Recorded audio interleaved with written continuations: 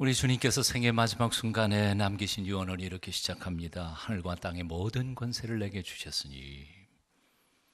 예수님은 지금 하늘 아버지로부터 하늘과 땅의 모든 권세를 위임받아 명령하고 계신 것입니다. 그러므로 세상의 어느 누구도 감히 그 명령을 거부할 수 없습니다.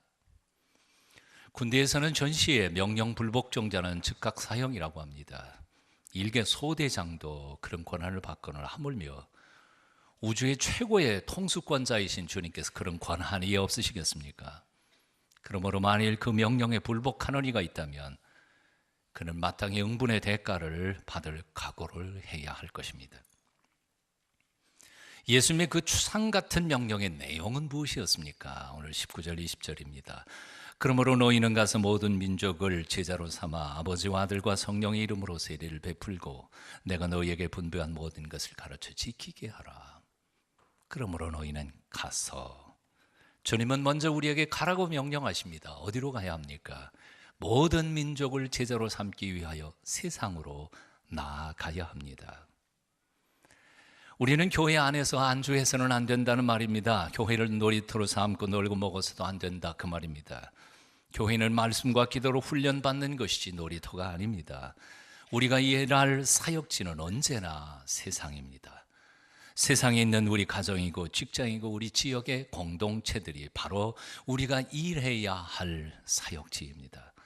그래서 주님께서는 우리를 향하여 너희는 세상의 소금이니 너희는 세상의 빛이니 라고 말씀하셨습니다. 어디에서도 주님께서는 너희는 하늘의 소금이나 아니면 교회의 소금이나 빛이라고 말씀하지 않으셨습니다. 그러므로 세상의 소금과 세상의 빛이 되기 위하여 우리는 세상으로 나아가야 합니다. 교회에 머물러 있어서는 안 된다, 그 말입니다. 오늘날 한국교회에 가장 큰 문제가 있다면 그것은 교인들이 너무 교회 안에서 너무 열심히 머물다가 보니까 세상에서는 빛으로 소금으로 살아가지 못하고 있다는 사실입니다. 좁은 교회 안에서 복닥거리면서 서로 감투 싸움이나 하고 있다가 보니까 정작 세상에 나아가서는 하나님의 말씀대로 온전히 살지 못하고 있다는 사실입니다.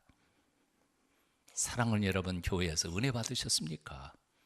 세상에 나아가 그 은혜를 선포하십시오. 구원의 감격이 있으십니까? 세상에 나아가 그 감격으로 세상을 변화시켜 보십시오. 예수님의 사랑으로 새 힘을 얻었습니까? 하나님의 은혜를 받았다고 자랑만 할 것이 아니라 그 십자가의 사랑을 붙잡고 세상으로 나아가 나를 미워하는 이들, 나를 괴롭히는 이들을 부둥켜 안고 예수님처럼 한번 사랑해 보려고 몸부림쳐 보십시오.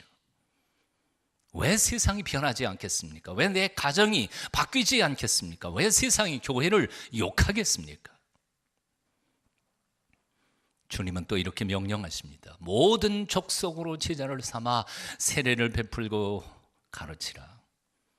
누구를 제자로 삼으라고요? 모든 족속입니다. All nations. 헬라에 보면 판타타 에스네라고 표현했습니다. 여기서 이 헬라 에스네라는 말은 그냥 단순한 모든 민족을 가리키는 게 아니라 이방인들입니다. 이방인들, 복음을 받지 않는 사람들, 불신자들, 난 크리스천들, 내 마음에 드는 사람, 내 말을 알아들을 수 있는 사람, 내 생각에 동조해 줄 사람, 그런 사람을 찾아내라는 것이 아니라 세상의 모든 족속을, 모든 불신자들을 다 제자로 삼으라고 명령하고 계시는 것입니다. 여기는 주님의 엄청난 목표가 있습니다. 꿈이 있습니다. 온 세상을 새롭게 하시려고 하는 하나님의 거룩한 계획이 숨어 있습니다. 믿는 성도들을 통하여 세상 만민을 구원하시고자 하시는 거룩한 하나님의 섭리가 있습니다. 예수님께서는 겨우 나 한 사람 영생 선물 주기 위하여 십자가에서 죽으신 것이 아닙니다. 나와 관계된 몇 사람 모아서 천국을 만들어 가시는 것도 아닙니다. 하나님의 관심은 온 세상 모든 사람을 불러 구원시키시는 것입니다. 이 점에 있어서 오늘날 크리스찬들은 너무 자기중심적이고 너무 이기적입니다. 태초의 인생을 지으시고 에덴 동산을 주신 하나님께서는 불순종으로 말미암아 그 에덴을 잃어버린 모든 인생들을 다시 한 번 더 그 최초 에덴 동산으로 불러들이기를 간절히 원하시는 것입니다. 이 사실을 성경 속에서 깊이 있게 알았던 대문호 단테라고 하는 사람은 위대한 서사시에서 바로 이것을 노래합니다. 그의 첫 번째 서사시 신라권에서 인간의 불순종의 죄를 고발합니다. 그리고는 두 번째 복락원에서 그런 인간들을 다시 회복시켜서 낙원으로 이끌어 가시는 하나님의 은혜를 찬송하고 있습니다. 이것은 바로 성경에 나타난 하나님의 구원의 스토리 전체입니다. 줄거리입니다. 우리가 성경을 읽으면서 반드시 깨달아야 할 가장 중요한 하나님의 마음입니다.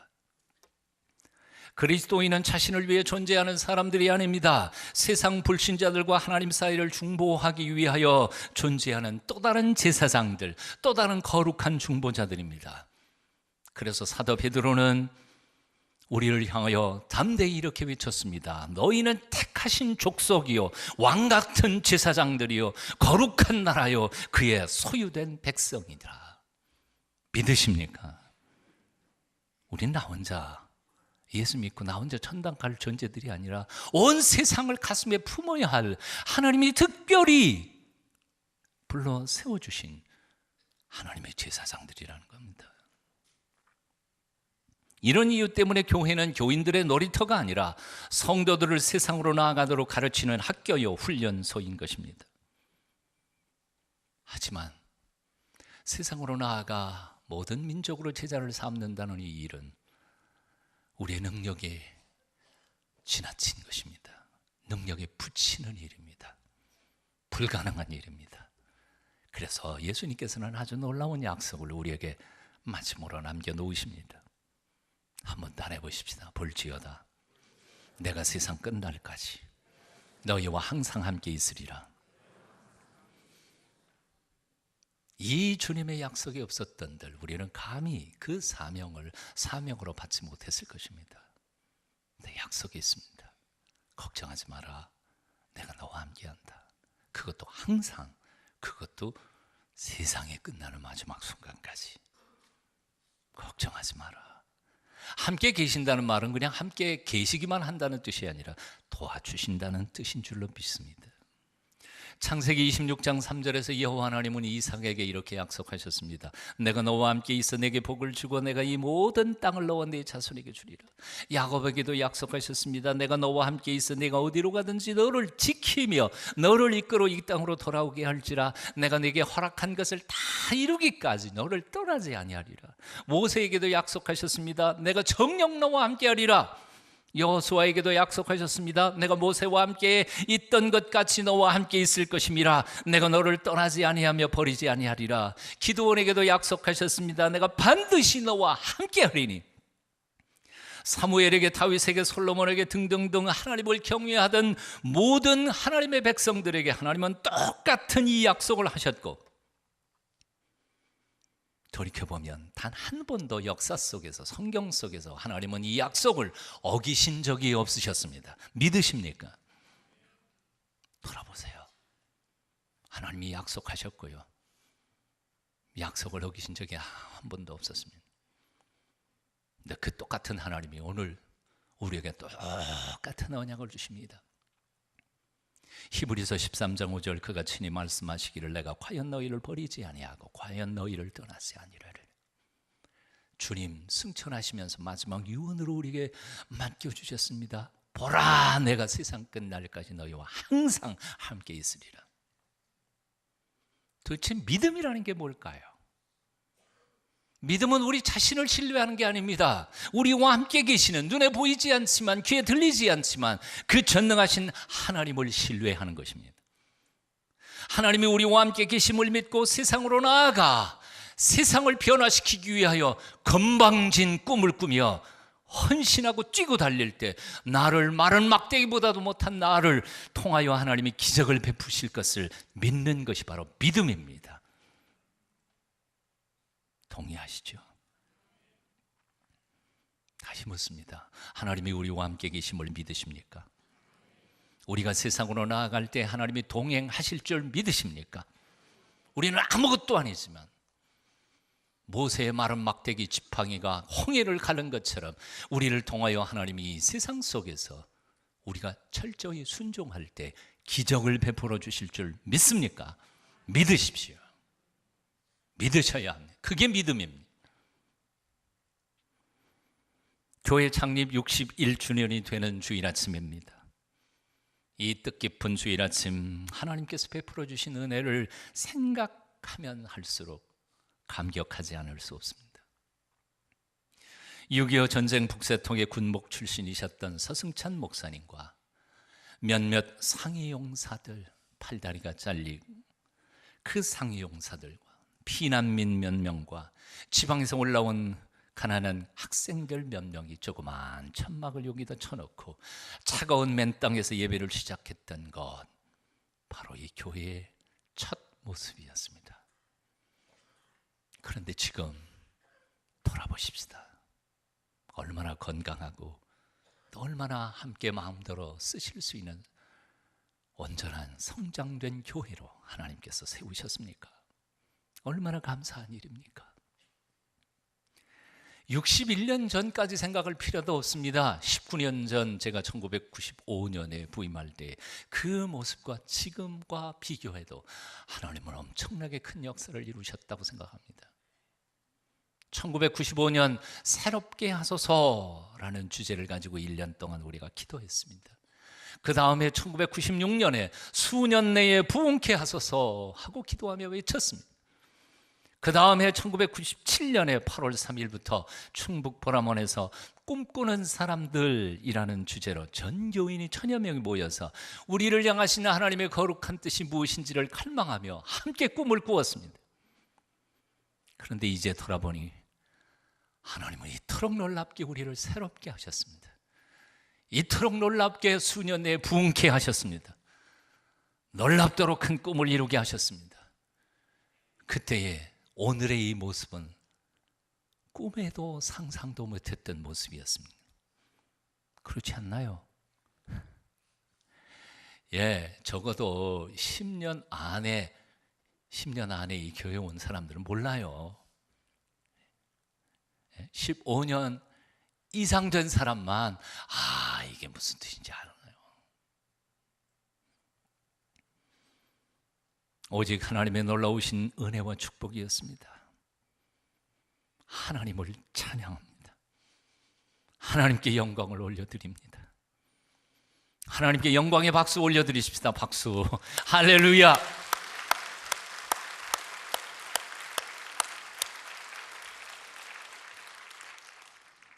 따라해 보실래요? 아직 멀었다. 좀 더 잘하자. 끝까지 하자. 메가리가 왜 그렇게 없어요? 아직 멀었다. 먼 거 아니네요. 가깝네요. 아직 멀었다. 아직 멀었어요. 좀 제대로 가슴에 감정을 싣고 한번 같이 해보십시다. 아직 멀었다. 좀 더 잘하자. 끝까지 하자. 주님 오시는 그날까지 말이죠. 지난날에 비해 오늘의 우리의 모습은 감격적이지만 그러나 우리에게는 아직 할 일이 너무 많습니다. 온전히 성숙하기 위하여 우리의 구석구석에 고쳐야 할 것도 참 많습니다. 다시 일어서 새롭게 부어주시는 하나님의 비전을 가슴에 품고 좀 더 잘해야 하겠습니다. 주님 오시는 그 마지막 날까지 끝까지 잘해야 하겠습니다. 동의하시면 아멘 하십시다. 오늘 우리가 살고 있는 이 시대의 한국교회의 모습은 많이 위축되었습니다. 한때는 1200만 명의 성도를 자랑하더니 2005년 통계청의 발표에 개신교가 750만이었습니다. 지금부터 약 7, 8년 전 이야기죠. 그러면 7, 8년 동안 좀 성장했습니까? 아니요. 더 떨어졌죠. 어떤 측에서 내린 전망에 의하면 앞으로 얼마 안 되어서 개신교인의 숫자가 350만 이하로 줄 수도 있다고 절망적인 보도까지 되고 있습니다. 인정하고 싶지 않지만 그래도 한국교회의 중심이고 건강한 우리 교단인 통합측도 지난 3년 동안 계속 줄었습니다. 그리고 지난 1년 동안에는 무려 4,100명이나 교인 수가 줄었습니다. 왜 이렇게 되었습니까? 이유는 저도 알고 여러분도 잘 압니다. 지도자들의 부패 때문이었습니다. 영적 지도자인 목사와 장로들이 하나님 앞에 영적 성숙을 위하여 깊이 기도하며 헌신하기는커녕 도토리 키재기처럼 싸움질만 하고 있었습니다. 리더십이 부재였습니다. 윤리적 도덕적 타락했습니다. 교인들의 이중적 삶이 있었습니다. 교회에서는 거룩한 척하면서도 막상 세상이나 가정에서는 세상 사람들과 별로 하나도 다를 바 없이 똑같이 살았습니다. 교회 연합기관들이 본연의 의무는 감당하지 않은 채 정치적 집단 이기적 관심에만 힘을 기울인 탓에 사회의 신뢰성을 상실해버리고 말았습니다. 그래서 많은 교인들이 교회에 실망을 하고 교회를 떠났습니다. 그리고 스스로 가나안 교인을 자처했습니다. 이름이 가나안 그래서 멋있어 보이지만 뒤집어서 읽으면 안나가 교회 안 나가는 교인 600만 명이나 된다 그럽니다. 근데 그들은 고백이 뭐냐면 교회가 회복되면 지금 당장이라도 다시 교회 가고 싶다고 소망을 얘기했습니다. 우리도 모르는 사이에 한국 교회는 이런 모습으로 조용히 허물어져 내려가고 있었습니다. 하지만 저는 오늘 이 시대에 꼭 절망적인 모습만 보지 않습니다. 아주 소망적인 이유 2가지를 소개하려고 합니다. 첫째, 오늘날 많은 사람들이 점점 더 믿을 만한 가치를 찾고 있다는 사실입니다. 난 크리스찬이든 상관없습니다. 종교를 뭘 가지고 있든지 상관없습니다. 오늘날 현대인들은 다 마음이 불안합니다. 단 한 번밖에 못 사는 인생을 아무렇게나 마구 살고 싶은 사람은 세상에 아무도 없습니다. 근데 문제는 세상이 너무 다변화되고 온갖 가치가 난무하다가 보니까 무엇이 옳은지 무엇이 그른지 무엇이 중요한지 무엇이 중요하지 않은지를 분간할 수 없는 오리무중의 시대를 살게 되어버린 겁니다. 그러다 보니까 이 시대일수록 불안해져서 너나 할 것 없이 진짜 가치 있는 것은 무엇인가? 내 인생을 완전히 던져서 정말 온전히 내 인생을 투자할 만한 참된 가치는 무엇인가? 이것을 찾고 있다는 것입니다. 아세요? 교회 나오는 사람들만 얘기가 아니에요. 교회 안 나오는 사람들은 마찬가지. 2번째로 이것을 영적으로 또 다른 분들이 이렇게 표현합니다. 사람들은 점점 더 논리적 사고나 합리적 체계적인 사고보다는 그래서 거기에서는 아무리 찾아도 메마른 이론밖에 없기 때문에 새로운 영성적 가치를 갈망하고 추구하고 있다는 것입니다. 전통은 싫어합니다. 하지만 영적 실제는 경험하기를 원합니다. 제도는 원치 않습니다. 그러나 영적으로 깊이 있게 살아가기를 원합니다. 교회는 싫습니다. 하지만 예수님은 만나고 싶습니다. 그래서 그들은 제도적 교회는 탈출하고 있지만 그들은 탈출해서 그냥 놀고 있는 게 아니라 사실은 더욱 깊이 있는 성경 공부를 하기를 원하여 끼리끼리 모여서 정말 신학계보다 더 깊이 있는 성경 공부를 하는 그룹과 집단들이 나타나기 시작했습니다. 그들은 더욱 진실하고 더욱 바르게 신앙생활을 하기를 갈망하고 있다는 사실입니다. 이 점에 있어서 만일 오늘날 한국교회가 이 2가지를 세상에 제대로 보여줄 수만 있다면 그런 영적 갈망과 믿을 수 있는 가치를 찾아 다니는 사람들은 아마 그런 교회로 몰려들게 될 것이라고 확신합니다. 기존의 교회들처럼 그저 자기 성장에만 몰두하고 교회만 크게 짓고 저들끼리만 몰려다니던 모습을 버린 채 오히려 교인들이 교회에서 잘 훈련받고 세상으로 나아가 아름다운 섬김과 봉사의 삶을 살아가는 모습을 잘 보여줄 수만 있다면, 가정 불화에 시달리던 부부가 예수님을 만나서 화목한 가정으로 회복되는 것을 세상에서 보여줄 수만 있다면, 밤낮 문제만 일으키던 트러블 메이커가, 말썽꾸러기가 예수 만나서 가정에서 직장에서 성숙한 모습을 보여주기 시작한다면, 자신의 감정조차 잘 다스리지 못하던 이가 오늘날 기도를 시작하면서 전보다 좀 더 참아보려고 노력하는 모습을 믿지 않는 사람들에게 보여줄 수 있다면, 남에게는 도대체 관심도 없고 오직 자기만 알던 얌체들이 옆 사람에게 관심을 가지기 시작하며 남을 배려하는 삶을 살기 시작한다면, 기꺼이 남을 위하여 시간을 내주고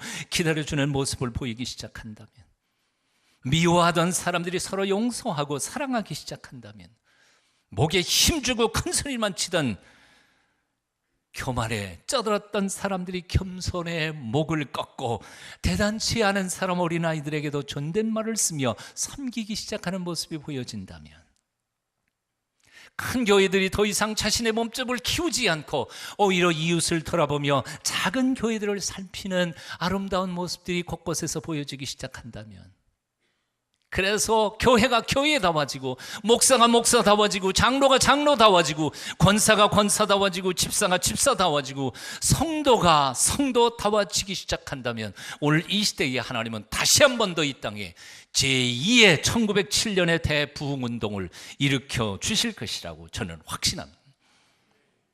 교회를 떠났던 가나안 교인들이 돌아올 것입니다.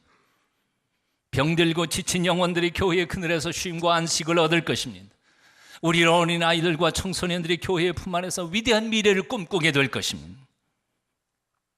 우리 동순교회는 이제 우리 교회만을 위해서 존재하지 않을 것입니다. 하나님께서 우리에게 명하신 복음을 위하여 세상을 향하여 나아가는 교회가 될 것입니다. 그래서 지난 당회 때 우리는 만장일치로 모두 기쁨으로 일본의 선교사님 한 분을 파송하기로 결의했습니다. 국내의 교회 개척 한 군데를 하기로 결정했습니다.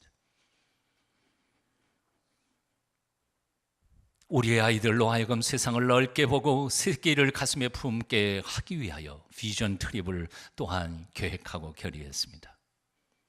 청년들은 이제 내년도에 영국과 이스라엘로 세계를 품기 위하여 배우러 나아갈 것입니다. 중고등학생들은 미국과 싱가포르로 갈 것입니다. 우리의 어른들은 지난 19년 동안 사실은 빚도 있고 할 일도 많은데 해외여행이 무슨 말이냐 해서 다 성지순례 수도 없이 그렇게 요청했는데도 다 끊었습니다. 하지만 9월 말로 우리 건축빚을, 은행빚을 모두 갚았습니다. 물론 내부적인 빚이 조금 남아있긴 하지만 그것도 얼마 안 있으면 다 갚을 것입니다. 그래서 어른들은 우리의 믿음의 뿌리인 성지순례 아마 내년도부터 출발할 것입니다. 우리 아이들로 하여금 세계를 호흡하고 세상을 가슴에 품고 자신만을 위해서가 아니라 주님의 거룩한 이름으로 복음을 알지 못하는 이들과 병든 이들, 가난하고 어렵고 힘든 이들의 소망이 되어 살도록 잘 양육하고 키워서 세상을 섬기는 사람들로 파송할 것입니다. 우리의 꿈입니다. 저는 신학교 3학년 때 신학교에서 보내주신 덕분에 미국을 순회할 수 있었습니다. 그 전까지 저는 세상이 그렇게 넓은 줄 몰랐습니다. 미국도 처음 가봤고요, 비행기도 처음 타봤으니까요. 저는 우물 안의 개구리였습니다. 그래서 그래도 제 마음속에는 기 꺾이지 않고 영어만 잘하면, 책만 열심히 읽으면 된다고 유학 같은 건 필요 없다고 생각했습니다. 물론 직접적인 이유는 돈도 없고 실력도 없고 유학할 수 있는 꿈을 꿀 수도 없는 현실적인 문제에 대한 합리화였던 것입니다. 하지만 미국의 유수한 신학교들을 한 20개 학교들을 돌아보고 마지막으로 프린스턴 신학교 도서관을 돌아보고 채플과 교정 앞에 서서 저 가슴 깊은 곳에서 조그만 불씨가 타올랐습니다.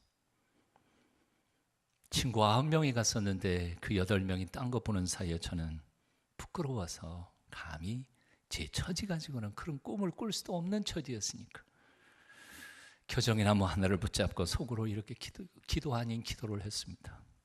주님, 언젠가는 저도 여기서 공부 한번 하고 싶습니다. 언젠가는 저도 여기서 공부 한번 했으면 좋겠습니다. 그저 그것뿐이었습니다. 이루어질 수 없는 꿈, 그냥 한번 해본 것뿐이었습니다. 그런데 주님께서는 8년 만에 그 기도를 들어주셨습니다. 그때도 여전히 돈도 없었고 실력도 없었고 갈 상황도 아니었습니다만 하나님은 기적처럼 나의 길을 인도하여 공부하게 하셨습니다. 사랑하는 여러분, 하나님이 전능하심을 믿습니까? 우리의 조건과 환경을 뛰어넘어서 역사하시는 사랑의 아버지이신 것을 믿으십니까? 그렇다면 왜 주눅들어 사십니까?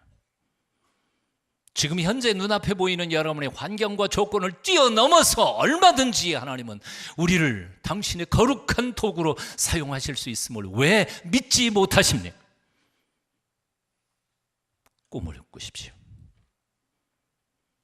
주께서 세상으로 가라 하고 명령하실 때 아멘, 제가 여기 있습니다, 가겠습니다 결단하고 순종하는 하나님의 사람들이 놔두시기를 축원합니다. 새롭게 61주년 창립주일 아침에 꾸는 새로운 꿈들입니다. 여러분 모두 이 꿈에 동참하시고 헌신하게 되시기를 축원합니다.